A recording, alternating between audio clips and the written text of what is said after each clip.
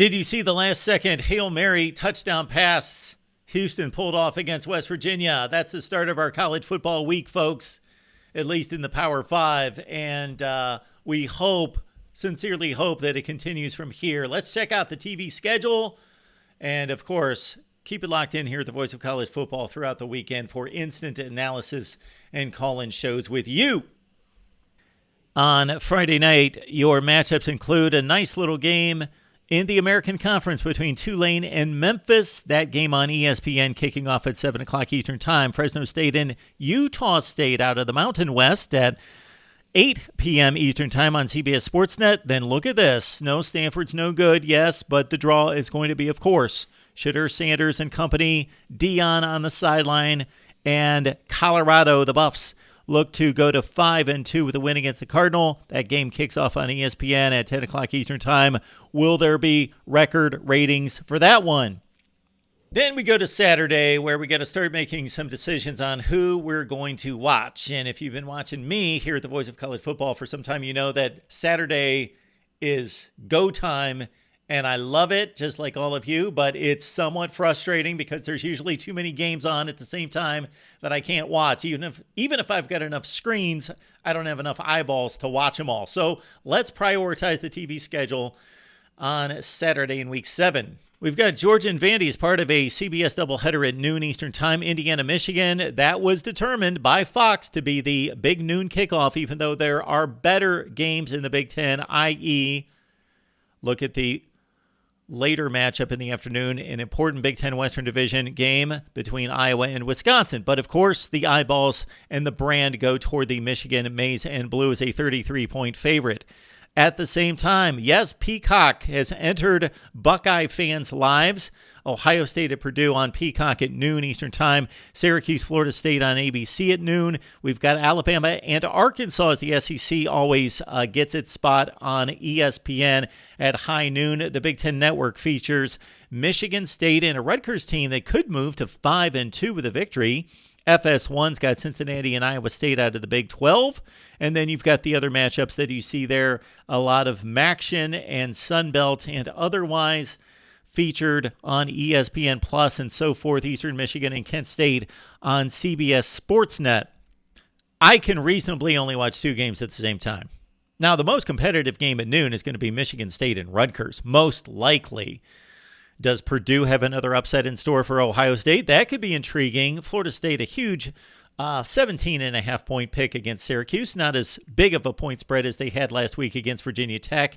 Michigan's a 34-point favorite against Indiana. So, based on my own preferences, based on my audience and what I need to cover, I'll probably start out with, even though I've got about 4 screens I can work with, there's really only 2 games I can watch at the same time. And I'm going to go Indiana, Michigan, Ohio State, Purdue. However, as soon as one of those games, Michigan, Indiana, gets unwatchable, is such a blowout, like Michigan against everybody else, and Michigan, Nebraska comes to mind, then I'm going to that Florida State, Syracuse game. Bam.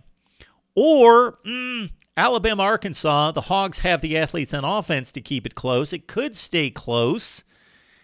So there's a number of options there, and there's no obvious option. There's no Oklahoma-Texas game from last weekend to say, I got to watch that game. There's about 4 or 5 games in that same ballpark of watchability. Now let's go to the next broadcast window. For those of you who have the Pac-12 network, are we in double digits now? There might be 37 of you out there that have the Pac-12 network, and none of you watch the Voice of College Football, but I'll mention it anyway. Cal's at Utah at 3 p.m. Eastern Time. That's a noon kickoff, of course, on the West Coast. Penn State's got a scrimmage against UMass. That's on Big Ten Network. There's your game. Oregon, Washington. If you could only watch one game the entire day and you get to watch your team, but then you can watch another game, one game, it's Oregon, Washington for me, and that's on ABC. Tennessee, Texas A&M, that second half of the doubleheader on CBS. Oklahoma State and Kansas could be an interesting one. The Cowboys showed us some life last Friday with a win against Kansas State. They're on FS1. Troy and Army we see on the much-coveted CBS Sportsnet. I love their lineup there on CBS Sportsnet. A lot of Mountain West games, of course, there. American Conference and Conference USA. Illinois and Maryland, they're on NBC. Look at that.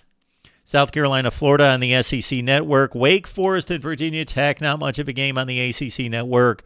BYU and TCU could be entertaining on ESPN. And then you see the other options there. If you love the group of five, we've got South Florida taking on Florida Atlantic on ESPN2. Then, 4 Eastern Time.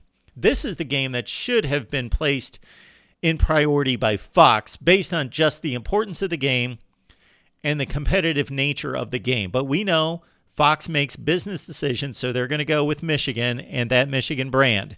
But Iowa, Wisconsin is most likely for the Big Ten West on Fox at 4 Eastern Time. Northern Illinois and Ohio out of the back on ESPNU. We see other games creeping into prime time, including on the much talked about CW Network, their feature game of the day. Louisville and Pitt, how about that? The CW could be doing much worse than that. The Cardinals are a 7.5-point favorite coming into the game off that impressive showing against Notre Dame, taking on Pitt, trying to avoid the letdown situation. Pitt is 0-4 against Power 5 teams. Arizona, Washington State could be mighty important and entertaining. How about that? Arizona has played USC and Washington extremely close, and Washington State trying to bounce back from a loss. Its first of the season against UCLA, playing on the Pac-12 network. That's at 7 Eastern Time as we move our way into prime time. Auburn, LSU, that's got ESPN written all over it. How many times have those two either played on the CBS 3:30 window or this primetime game on ESPN? That's pretty much every year. FS1 features the Big 12 and Kansas State and Texas Tech. That's got FS1 written all over it as well. You see ESPN2 with Marshall having a nice season taking on Georgia State. And then we dip deeper into primetime with maybe the best group of 5 matchup. Well, we had that Tulane-Memphis game, but also, let's add to it, Wyoming and Air Force on CBS Sportsnet at 7 Eastern. And there it is, USC and Notre Dame. Okay, so USC and Notre Dame, I'm watching that game. That's all there is to it. That's on one screen. And then the other screen is going to be a tussle between Miami and North Carolina on ABC, Missouri, Kentucky on the SEC Network. That's on the back burner. No, we got UCLA and Oregon State on Fox at 8 Eastern Time. That takes precedence for me over Miami, North Carolina. That's my number 2 game right there. I'm watching USC, Notre Dame, Oregon State, UCLA. But I got Miami and North Carolina extremely close. And NC State Duke could be a nice little matchup. That should be an interesting game on the ACC network. And then to cap off the night, not anything really alluring here. There's not a nice little Pac-12 game like we get sometimes, like a second or third best in the conference that weekend, late night on Fox or ESPN. We've got Texas San Antonio taking on UAB. That's an ESPNU game coming on at 8 Eastern Time. Boise State and Colorado State FS1, and really only one late night game. This is kind of odd. Usually we've got a few floating out there, but it's just a one late night game with Hawaii hosting San Diego State, and we'll be up till 3 a.m. watching on CBS Sportsnet. Now that we've reviewed the schedule, let's check out my top 5 selections for Saturday, October 14th, Week 7. All right, let's keep in mind that I'm looking at these games based on importance to a conference championship or the playoff. Also, the competitive nature of what I expect it to be a 4-quarter game, and then also just the entertainment value of the two teams and the quality of the teams. Now, we've got a large asterisk that goes next to Iowa and Wisconsin because this could be the ugliest game of the day if you're into scintillating offense. But of course, if you love the pads popping, and you love Big Ten Western Division style football, this is an important one. The most important in regards to a conference race, most likely Iowa, Wisconsin. All right, let's push that one aside. Here's my top 5. Texas A&M, Tennessee, Number 4, Miami at North Carolina. Number 3, UCLA in Corvallis against the Beavers. Number 2, based on name brand and prestige and tradition and all of that rivalry, this would be number 1 by far, USC and Notre Dame, and it should be a good ball game. But entertainment aside, my goodness, this is going to be a showcase. It should be. It was last season. It went down to the final possession, 37-34 type game. Wow. Oregon, Washington, huge game in the Pac-12. That's my number 1 game of the week. If you're just wanting to enjoy college football that matters. Well, we got a heck of a game on Thursday night with West Virginia and Houston throwing that Hail Mary. It's a good start to the weekend. Let's hope it continues. And let's talk it up, as we always do. Best discussion, debate, and analysis right here at the Voice of College Football.